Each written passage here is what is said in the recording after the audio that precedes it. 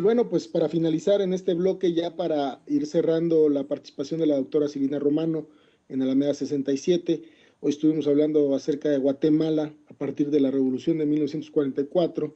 Y bueno, doctora, ya para ir finalizando, ir cerrando, ¿cuáles son, desde su perspectiva, doctora, las disyuntivas en las cuales se encuentra hoy el terreno de la política en Guatemala? Hablaba hace rato acerca de quizás un retroceso hacia antes de 1944 o quisiera yo hacer también ya la pregunta directa.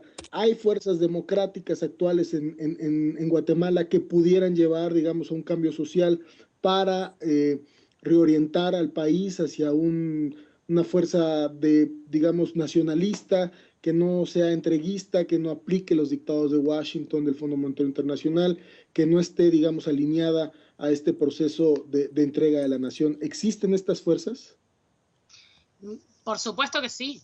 El pueblo guatemalteco es un pueblo muy fuerte.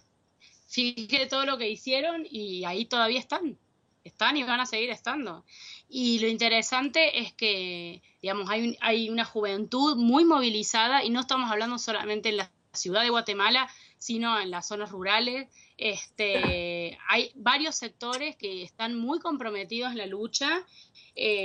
Digamos, en general lo que se conoce a nivel internacional es la lucha por los derechos humanos, ¿verdad? Porque es lo que está más, digamos, en la palestra después del juicio por genocidio. Pero es impresionante la lucha por la defensa del territorio en Guatemala. Y eso, digamos, yo me atrevería a decir, 80-100% de pueblos indígenas. Digamos, digamos, si hay algo, ¿qué les puedo decir? Positivo, si se puede hablar de positivo, que ha quedado después de la masacre y el terror de los 80, es que los indígenas han sabido elevar su voz, ¿no es cierto? Y hacerse escuchar en distintos tipos de espacios, institucionales o no, y ¿no es cierto?, esa capacidad que tienen de organizarse. Eso está a la vista. Lo que pasa es que, claro, esto no va a salir en los diarios ni... Digamos, nadie quiere publicar estas cosas, de que la gente sí sabe organizarse en contra de una multinacional que quiere hacerles una represa al lado. Eso generalmente no pasa en las noticias, ojo, a ver si alguien les copia y les sale bien, ¿no es cierto? Por eso no lo pasan. Pero sí, el movimiento es muy serio, es muy fuerte. Yo no tengo información sobre partidos políticos consolidados que tengan digamos, una masa, digamos, que representen a una masa importante de gente con estas ideas, ¿no es cierto?, de nacionalismo, antiimperialismo, de solidaridad, de recuperación de territorio. No tengo esa información. Puede que esté equivocada, porque además al no estar allá se me van muchas cosas, pero sí les puedo decir que hay muchos movimientos y mucha gente que está haciendo. Por ejemplo, esta semana me contaban que están celebrando como los 70 años, bueno, el aniversario de la Revolución Guatemalteca justamente, y me contaban que ha participado una cantidad de gente inusitada, como nunca. Entonces eso me parece que es un buen índice, ¿no es cierto? Es un buen índice. Yo cuando el año pasado estuve en Guatemala en ocasión del centenario del nacimiento de Arbenz, y quiero comentarle a la gente de que éramos algunos extranjeros, un colega de Uruguay, otro de Canadá, bueno, de alguna manera todos rescatando los logros revolucionarios, sobre todo del gobierno de Arbenz, y la prensa, aparte de la prensa guatemalteca, criticando nuestra presencia como extranjeros que íbamos a arengar en contra de la paz, ¿verdad? Eso está en los diarios de Guatemala. Y eso fue el año pasado. Imagínense lo que es a este nivel, ¿no es cierto?, de persecución física e ideológica que sigue habiendo todavía. Sí, doctora.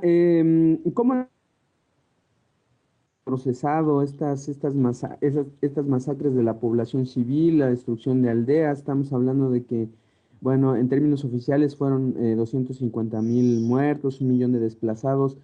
¿Cómo ha procesado? ¿Cómo es posible procesar hechos así, doctora?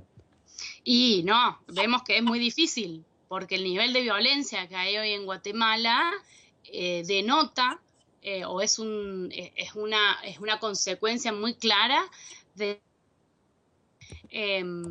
yo creo que la apuesta por parte de algunos grupos, que es muy interesante, que es en todo caso con la que yo puedo acordar, es con que solamente se puede procesar a través de la recuperación de esa memoria, ¿no es cierto? Hablando sobre el tema, buscando justicia sobre eso, es decir,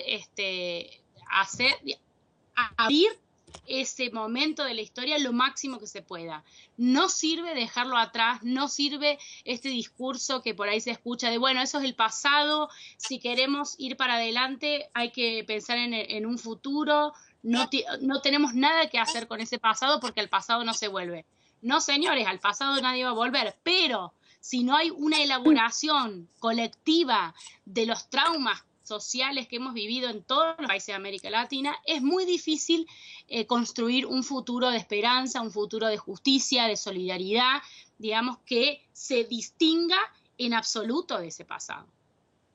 Sí, sí, bueno, pues ya para ir cerrando, a mí me causa mucha preocupación la situación que se vive actualmente en Guatemala.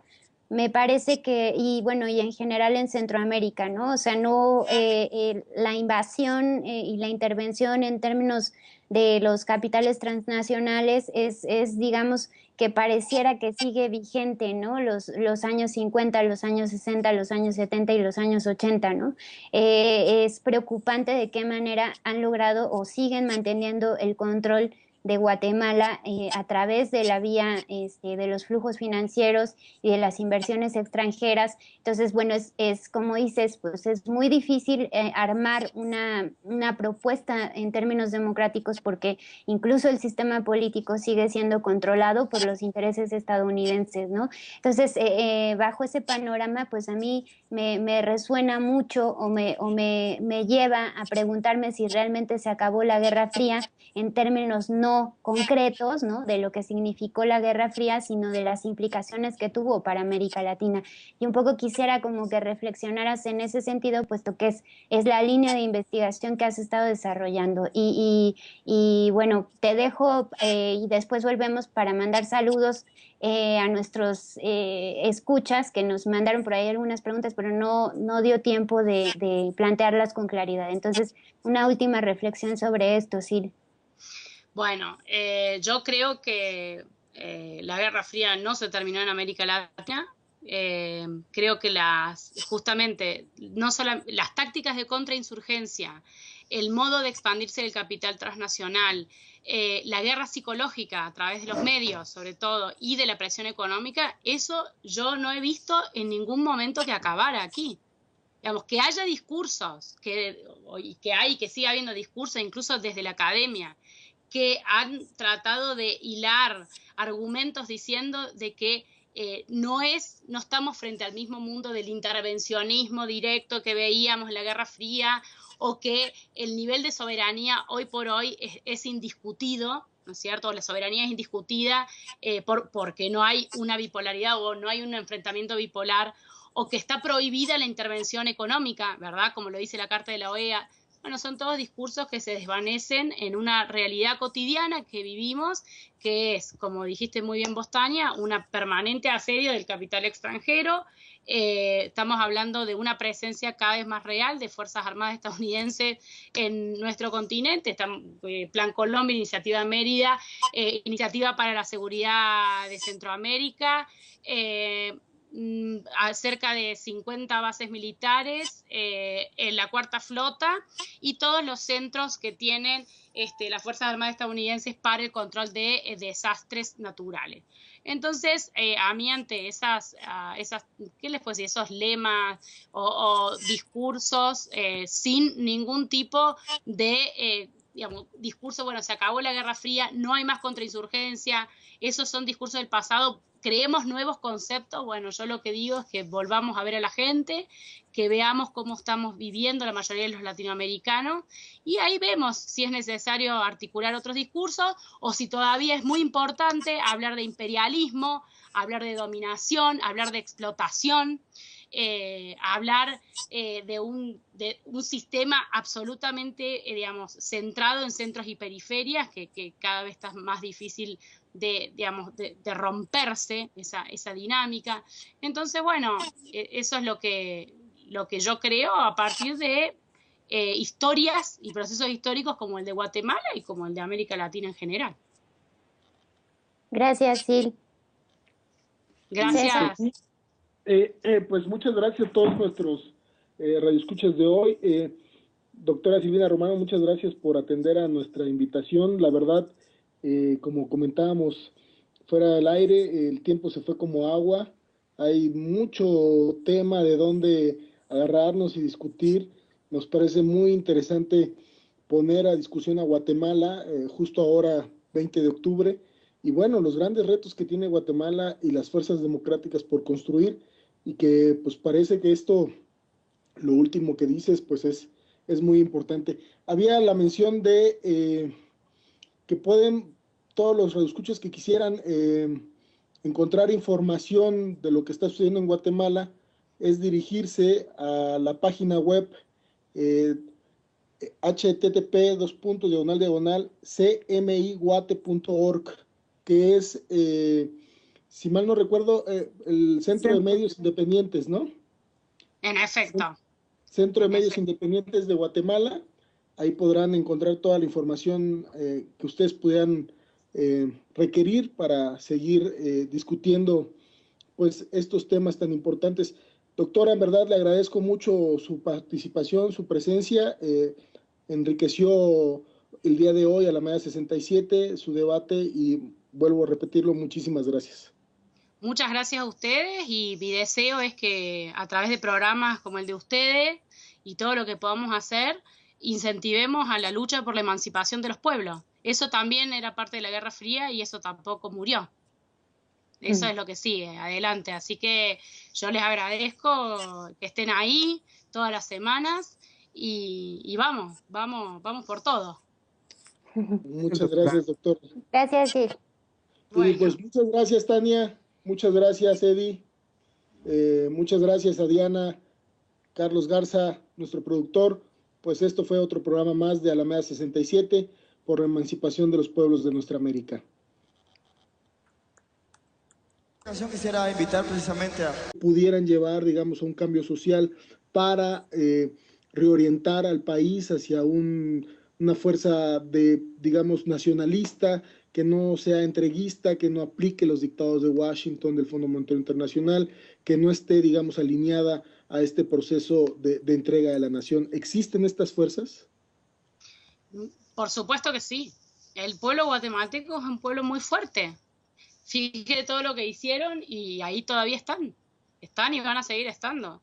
Y lo interesante es que, digamos, hay una juventud muy movilizada y no estamos hablando solamente en la ciudad de Guatemala, sino en las zonas rurales.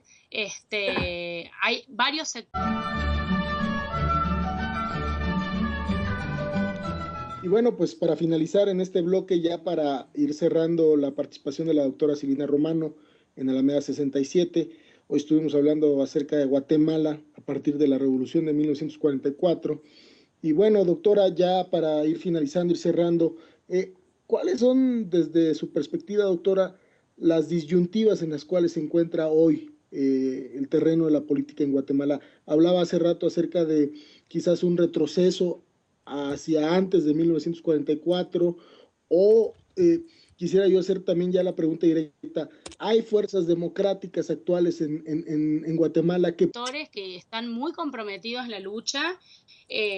Digamos, en general lo que se conoce a nivel internacional es la lucha por los derechos humanos, ¿verdad? Porque es lo que está más, digamos, en la palestra después de lo del juicio por genocidio.